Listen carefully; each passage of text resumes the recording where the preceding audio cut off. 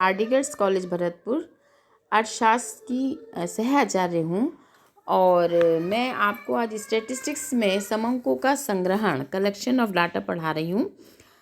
देखिए समंक दो तरह के होते हैं, प्राइमरी एंड सेकेंडरी, यानी कि डाटा दो तरह का होता है, प्राइमरी डाटा और सेकेंडरी डाटा, प्राथमिक समंक और द्वितीय समंक। प्राथमिक समंक कौन से होते हैं? प्राथमिक समंक वो समंक होते हैं जो अनुसंधानकर्ता पहली बार आरंभ से अंत तक बिल्कुल नए सिरे से एकत्रित किए जाते हैं। यानी जब अनुसंधानकर्ता पहली बार कोई डाटा कलेक्ट करता है तो वो प्राथमिक समंक या प्राइमरी डाटा कहलाता है। मान लीजिए जैसे हम अपने महाविद्यालय के शिक्षित BA थर्ड ईयर में ये देखें कि कितने बच्चे पास हुए हैं, तो हम पहली बार हर एक बच्चे के पास जाकर उनका डाटा कलेक्ट करें, उनसे पूछें कि तुम्हारी परसेंटेज कितनी है, तब ये हमारा प्राथमिक समंक कहलाएगा। द्वितीय समंक वे समंक होते हैं जो पहले किसी अन्य व्यक्ति या संस्था द्वारा एकत्रित किए जा चुके हैं या प्रकाशित किए जा चुके हैं। और अगर हम मान लीजिए हमारे महाविद्यालय का ही डाटा कलेक्ट करते हैं कि हमारे महाविद्यालय में इस बार कितने बच्चे प्रथम आए हैं, कितने बच्चे द्वितीय आए हैं श्रेणी में, कितने बच्चे तृतीय श्रेणी में आए हैं, तो ये हम महाविद्यालय की अंक तालिका से, महाविद्यालय से के रिजल्ट जो कि आ चुका है यूनिवर्सिटी से, वहाँ से अगर हम एक समंक एकत्रित करते हैं तो वो हमारा सेकेंडरी डाटा कहलाता है। यानी कि जब अनुसंधानकर्ता पहली बार कोई समंक एकत्रित करता है तो वो प्राइमरी डाटा कहलाता है, लेकिन जो एकत्र हो चुके हैं वो दोबारा उनको उपयोग में लाता है तो वो सेकेंडरी डाटा कहलाता है। अब प्राथमिक समंक और द्वितीय समंक में क्या अंतर है? प्राथमिक समंक मौलिक होते हैं, यानी ओरिजिनल होते हैं, वे सांख्यिकी विधियों के कच्चे माल की भांति हैं। द्वितीय समंक यानी पहले एक बार जो यंत्र से गुजर चुके हैं, जो निर्मित माल की भांति काम आते हैं, यानी जो रॉ मटेरियल है वो प्राइमरी समंक है, और जो निर्मित माल की तरह काम में आते हैं वो सेकेंडरी डाटा है या द्वितीय समंक है। प्राथमिक समंक अनुसंधानकर्ता द्वारा प्राथमिक रीति के अनुसार विभिन्न व्यक्तियों से एकत्रित किए जाते हैं, जबकि द्वितीय समंक अन्य व्यक्तियों संस्थाओं द्वारा पूर्व संकलित होते हैं, वो द्वितीय समंक कहलाते हैं। प्राथमिक समंकों के संकलन में अधिक समय, परिश्रम और धन की आवश्यकता होती है, जबकि द्वितीय समंक पत्र पत्रिकाओं, विवरणों, सरकारी गैर सरकारी प्रकाशन और से उपलब्ध हो जाते हैं। प्राथमिक समंक अनुसंधान के उद्देश्य के सर्वदा अनुकूल होते हैं, इसमें अधिक संशोधन करने की आवश्यकता नहीं होती। द्वितीय समंकों का प्रयोग पहले से उनकी आलोचनात्मक जांच करनी पड़ती है, उनके संशोधन करने पड़ते हैं। इसका अर्थ ये है कि जो प्राथमिक समंक है, मान लीजिए मैंने प्राथमिक समंक इकट्ठा किया है, तो वो मैंने अपने उद्देश्य, जो मेरा अनुसंधानकर्ता का जो मेरा उद्देश्य था, जो मेरा टॉपिक था, उसका जो उद्देश्य था, उसके लिए मैंने प्राथमिक समंक एकत्र किए। और द्वितीय समंक के लिए मुझे अपना अलग उद्देश्य लेना पड़ेगा, तो इसलिए प्राथमिक समंक जो है हमारे उद्देश्य के सर्वदा अनुकूल होते हैं, जबकि द्वितीय समंकों के प्रयोग से पहले उनकी आलोचनात्मक जांच करनी पड़ती है कि उसने किस उद्देश्य से प्राथमिक समंक एकत्र किए थे। तो प्राथमिक समंक द्वितीय समंक में अंतर केवल मात्रा का है, प्रकृति का नहीं। इस प्रकार एक व्यक्ति के हाथों में वो प्राथमिक समंक है और दूसरे व्यक्ति के हाथों में वो द्वितीय समंक है। यानी जो मैंने डाटा मेरे लिए कलेक्ट किया है वो मेरी प्राथमिक समंक है, अगर वही डाटा वो दूसरा कोई अनुसंधान करता उस डाटा को उपयोग में लाता है तो उसके लिए वो द्वितीय समंक कहलाएंगे। अब हम पढ़ते हैं कलेक्शन ऑफ प्राइमरी डाटा, यानी प्राइमरी डाटा का कलेक्शन की बहुत सारी विधियां हैं, तो उन प्राइमरी डाटा की जो विधियां हैं रीतियां हैं उनको हम पढ़ेंगे। कलेक्शन ऑफ प्राइमरी डाटा, पहली विधि है इसमें प्रत्यक्ष व्यक्तिगत अनुसंधान, यानी जब अनुसंधानकर्ता क्षेत्र में जाकर सूचना देने वाले से प्रत्यक्ष रूप से व्यक्तिगत संपर्क स्थापित करता है और निरीक्षण और अनुभव द्वारा आंकड़े संकलित करता है, तो वो कहलाता है डायरेक्ट पर्सनल इन्वेस्टिगेशन। यानी इसका क्षेत्र सीमित और स्थानीय प्रकृति का हो, जहाँ समूह की मौलिकता, शुद्धता और गोपनीयता का अधिक महत्व हो। सीमित क्षेत्र में पारिवारिक आय, मजदूरों की संख्या, रहन सहन की स्थिति, शिक्षित बेरोजगारी आदि से संबंधित अनुसंधान अधिकतर इस रीति के द्वारा अनुसंधान या आंकड़े एकत्र किए जाते हैं। अब इसमें यानी जब अनुसंधानकर्ता स्वयं जाकर आंकड़े एकत्र करता है, डाटा एकत्र करता है, तो वो आपका कहलाता है डायरेक्ट पर्सनल इन्वेस्टिगेशन या प्रत्यक्ष व्यक्तिगत अनुसंधान। प्रत्यक्ष व्यक्तिगत अनुसंधान के यानी ये शुद्ध होता है क्योंकि वो अपने उद्देश्य के अनुसार अपने क्षेत्र में स्वयं जाता है और वहाँ से डाटा कलेक्ट करता है, तो डाटा अधिक शुद्ध होता है।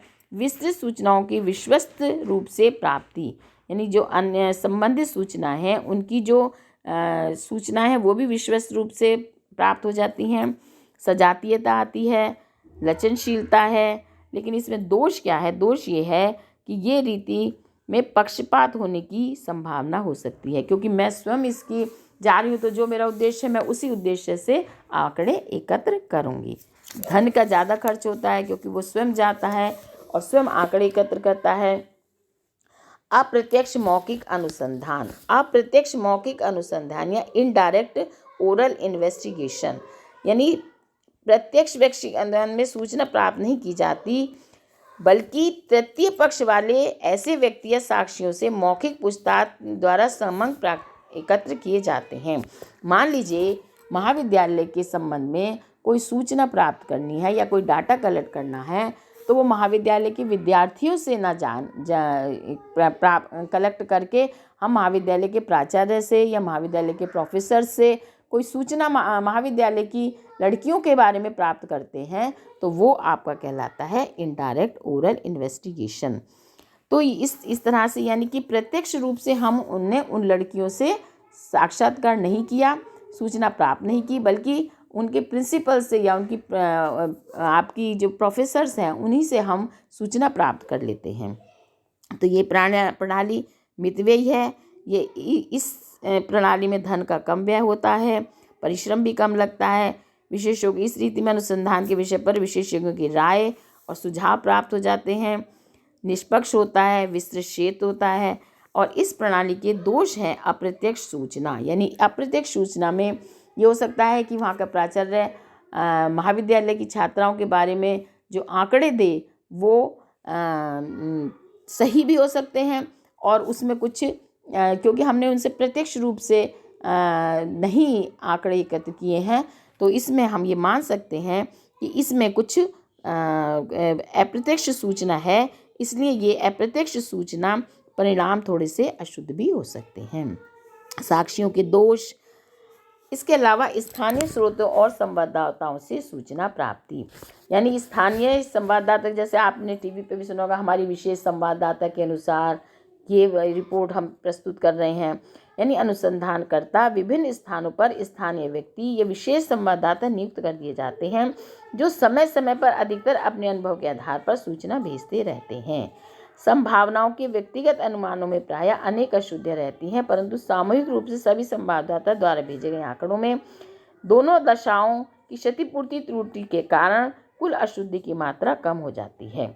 इस रीति का प्रयोग अधिकतर समाचार पत्र, पत्रिकाओं, टीवी, सरकार, विभिन्न मंडियों की सूचनाएं और जैसे अभी आपने देखा कोविड की जो सूचना है वो भी हम विशेष संवाददाताओं के द्वारा हमें बार बार मिल रही थी। इस तरह से यानी स्थानीय स्रोतों और संवाददाताओं के द्वारा भी हम डाटा को कलेक्ट कर सकते हैं। इसके जो है ये मितव्ययी है ये रीति, इसमें कम खर्च आता है, विस्तृत क्षेत्र की जानकारी मिल जाती है, लेकिन एक रूपता का अभाव हो सकता है, पक्षपात का भी अभाव हो सकता है, क्योंकि वो विशेष संवाददाता जो है वो अपने आधार पर भी कुछ डाटा बता सकता है। इसके अलावा सूचकों द्वारा अनुसूचियां भरवाकर सूचना प्राप्ति, इस रीति के द्वारा अनुसंधानकर्ता सर्वप्रथम जांच से संबंधित प्रश्नों की एक प्रश्नावली, एक क्वेश्चनर तैयार करता है, फिर उसकी अनेक प्राप्तियां डाक द्वारा सूचना वालों के पास भेज देता है, उसको भरकर निश्चित तिथि तक वो लौटा देते हैं। यानी एक क्वेश्चनर बनाया जाता है, क्वेश्चनर डाक द्वारा भेजा जाता है जिस भी क्षेत्र में हमें कोई सूचना प्राप्त करनी है, और फिर वो उस प्रश्नावली को भरकर अनुसंधानकर्ता के पास भेज देते हैं, जिससे कि हम उसमें उसकी सारा जो हमारा समंक है, जो हमारा डाटा है, वो हम उसको कलेक्ट कर लेते हैं। यानी अनुसूचियाँ बनाने से पहले प्रश्न सरल हों, स्पष्ट हों, छोटे हों, संख्या में कम हों और इस तरह से उत्तेजित करने वाले ना हों, शंका भरे ना हों। इस तरह से अनुसंधानकर्ता को इन सब चीज़ों का ध्यान रखना चाहिए। उसमें ज़्यादातर क्वेश्चन यस और नो में ही होने चाहिए। ये रीति मितव्ययी है। मौलिकता, क्योंकि उसमें लिखावट आती है कि इसमें ये भेजा है कि ये क्वेश्चन का ये आंसर है, तो इसलिए ये विस्तृत रीति रहती है। मौलिकता रहती है इसमें और मितव्ययी भी रहती है। लेकिन दोष भी हैं, अपर्याप्त और अपूर्ण सूचना। कई बार क्या होता है, सूचक जो हैं वो पूरी प्रश्नावली भरकर नहीं भेजते, थोड़ी आधी प्रश्नावली भेज देते हैं, आधी नहीं भेजते। और सामने जो है वो जो अनुसंधान करता है, जिनकी हमें सूचना लेनी है, वो सामने भी नहीं होते, तो वो सूचनाएं भी गलत भर सकते हैं। शुद्धता की कमी होती है, लचनशीलता का अभाव रहता है और सीमित रीति होती है। इसके अलावा ये है प्रगणकों द्वारा अनुसूचियां भरकर सूचना प्राप्ति, यानी अनुसूचियां भरवाकर सूचना प्राप्ति में अनेक कठिनाइयाँ आती हैं। सूचना भी अपर्याप्त और अपूर्ण और अशुद्ध होती हैं। इस कठिनाई को दूर करने के लिए रीति अपनाई गई है। इस रीति के अनुसार अनेक बातों को ध्यान में रखते हुए संबंधित प्रश्नों की अनुसूची तैयार करी जाती है। इन अनुसूचियों को प्रत्यक्ष रूप से सूचकों के पास नहीं भेजा जाता, बल्कि कुछ प्रगणक एन्यूमरेटर्स नियुक्त किए जाते हैं जो घर घर जाकर सूचकों से पूछताछ करके अनुसूचियां भरते हैं। यानी जो हमने पहली वाली रीति देखी थी उसमें हमने डाक द्वारा भिजवाया था, लेकिन इसमें कुछ प्रगणक निश्चित कर दिए जाते हैं और वो प्रगणक जो है वो सूचना भरकर लाते हैं। तो इस तरह से ये विशाल क्षेत्र में कुछ प्रगणक निश्चित कर दिए जाते हैं। तो इस रीति से हम बड़ा क्षेत्र है उसको हम कवर कर सकते हैं। यानी बड़े क्षेत्र के लिए रीतियाँ सही है, शुद्ध है, व्यक्तिगत संपर्क हो जाता है और ये प्रगणक जो है वो भी क्या होते हैं, क्वालिफाइड होते हैं। पहले उनको समझाया जाता है कि ये सूची है, इसको आपको भरवा कर लाना है, निष्पक्ष है। और लेकिन इसमें जो है कुछ व्यय ज़्यादा हो सकता है, क्योंकि इसमें प्रगणकों को पहले आप क्वालिफाइड करते हैं, उसके बाद उनको भेजते हैं। तो इस तरह से समंकों के संग्रहण के लिए ये रीतियाँ